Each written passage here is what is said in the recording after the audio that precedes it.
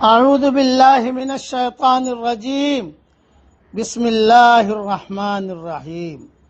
سورہ قصص کی کچھ چند آیتیں پڑھ رہا ہوں۔ آیت نمبر 64 سے لے کر آیت نمبر 67 تک۔ وَقِيلَ ادْعُوا شُرَكَاءَكُمْ فَدَعُوهُمْ، اس دن کہا جائے گا اپنے شریکوں کو بلاؤ، تو وہ ان کو پکاریں گے۔ فَلَمْ يَسْتَجِيبُوا لَهُمْ، تو وہ ان کو جواب نہ دیں گے۔ وَرَأَوْا الْعَذَابَ، اور وہ عذاب کو دیکھیں گے۔ لَوْ أَنَّهُمْ كَانُوا يَهْتَدُونَ، کاش وہ ہدایت اختیار کرنے والے ہوتے۔ وَيَوْمَ يُنَادِيهِمْ فَيَقُولُ مَاذَا أَجَبْتُمُ الْمُرْسَلِينَ، اور جس دن خدا ان کو پکارے گا اور فرمائے گا کہ تم نے پیغام پہنچانے والوں کو کیا جواب دیا تھا۔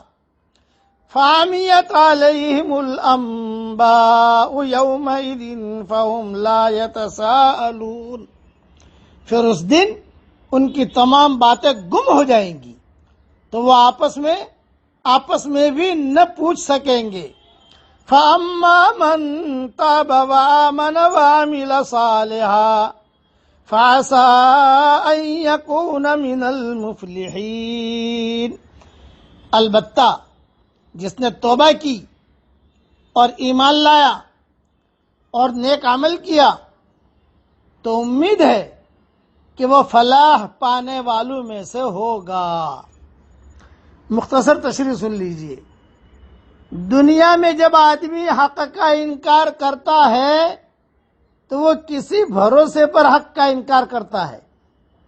آخرت میں اس سے کہا جائے گا جن کے بھروسے پر تم نے حق کو نہیں مانا تھا، آج ان کو بلاؤ تاکہ وہ تم کو انکار حق کے برے انجام سے بچائیں۔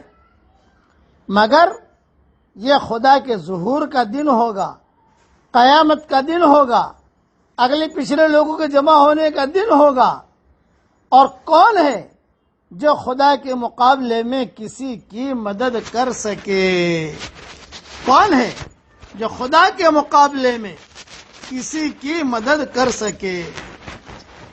دنیا میں یہ بہت دھیان سے سننا، یہ اگلا جو مضمون میں عرض کر رہا ہوں۔ دنیا میں آدمی کسی حال میں چپ نہیں ہوتا، ہر دلیل کو رد کرنے کے لیے اس کو یہاں الفاظ مل جاتے ہیں، مگر یہ سارے الفاظ قیامت میں جھوٹے الفاظ ثابت ہوں گے۔ وہاں آدمی افسوس کرے گا کہ کتنی چھوٹی چیز کے خاطر اس نے کتنی بڑی چیز کو کھو دیا۔ بعض مرتبہ آدمی اپنی اولاد کو خوش کرنے کے لیے، پارٹنر کو خوش کرنے کے لیے، اپنے بڑوں کو خوش کرنے کے لیے جھوٹ بولتا ہے، اللہ کے احکامات کو توڑتا ہے۔ کیوں؟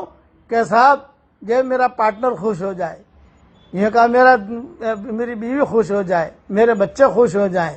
اسی کا یہ کہا کہ کیا دنیا میں آدمی کسی حال میں چپ نہیں ہوتا، آپ کسی کو کچھ کہو وہ چپ نہیں ہوگا، فوراً جواب دے گا، یہ تھا، یہ تھا، یوں تھا، یوں تھا، یوں تھا، ہیرا پھیری کرے گا۔ سمجھے؟ وہاں آدمی افسوس کرے گا کہ کتنی چھوٹی چیز کے خاطر اس نے کتنی بڑی چیز کو کھو دیا۔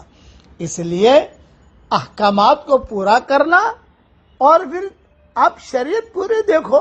بھئی آپ کسی کے پاس جاؤ، بیٹھو، علماء کی باتیں سنو، علماء حقہ کی باتیں سنو، اور اپنی زندگی کے رخ کو حضرت محمد صلی اللہ علیہ وسلم کے طریقے کے مطابق لاؤ۔ اور وہی ایک بات، ایمان کامل ہم سب کو پیدا کرنے کی ضرورت ہے۔ ایمان کامل، ہاں، ہر چیز ہر منزل میں اللہ کی محتاج ہے، اللہ کسی منزل میں کسی چیز کا محتاج نہیں ہے۔ چاند، سورج یہ روشنی پہنچانے میں اللہ کی محتاج ہے۔ سورج میں جو روشنی ہے اس کی ذاتی نہیں ہے، بلکہ اللہ کی رکھی ہوئی ہے۔ جب تک اللہ کا حکم ہوگا یہ روشنی دے گا، اور جب اللہ کا حکم ہوگا تو یہی جو ہے اندھا ہو جائے گا، کالا ہو جائے گا۔ اذا الشمس کوورت، سورج ہے روشنی نہیں ہے، سورج ہے گرمی نہیں ہے، کرنے والا اللہ ہے۔ اس لیے ایک جملہ میرا یاد رکھنا جو بار بار میں کہہ چکا ہوں، اپنے آپ کو ایک کے حوالے کر دو، وہ ایک ایک کو ہمارے حوالے کر دے گا۔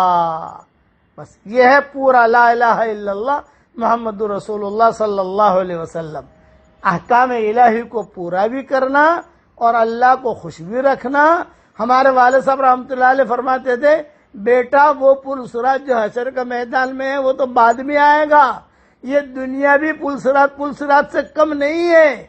بیوی کے ساتھ کیسے رہنا، پارٹنر کے ساتھ کیسے رہنا، مسجد میں کیسے رہنا، اور پھر جو ہے بچوں کے ساتھ کیسے رہنا، ماں باپ کے ساتھ کیسے رہنا، یہ بھی ایک قسم کا پل صراط ہے۔ اس لیے اللہ تعالی ہم سب کی پوری رہبری فرمائے، اور اللہ جل جلالہ عما نوالہ ہم سب کو دین پر چلنے کی توفیق عطا فرمائے۔ اب پڑھ لیجئے میرے ساتھ، یا رب لک الحمد کما ینبغی لجلال وجہک وعظیم سلطانک۔ اتنا زبردست یہ جملہ ہے کہ اس کا ثواب فرشتے بھی نہیں لکھ سکتے۔ مومن کا ہتھیار میں نے صبح کی دعاؤں میں اسے لکھ دیا ہے سب حوالوں کے ساتھ۔ اس کا ثواب اور اس کا اجر اللہ ہی دے گا حشر کے میدان میں۔ اللہ تعالی ہم سب کو قدر کرنے کی توفیق عطا فرمائے، آمین۔ وآخر دعوانا ان الحمد للہ رب العالمین۔